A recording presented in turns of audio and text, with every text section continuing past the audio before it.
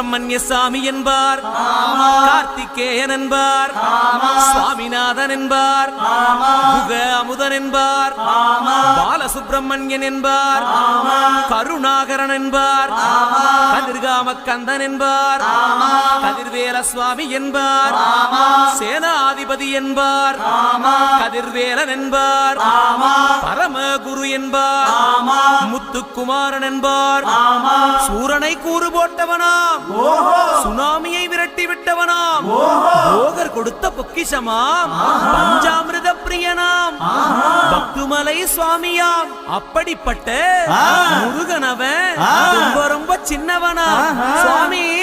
சின்ன சின்ன முருகைய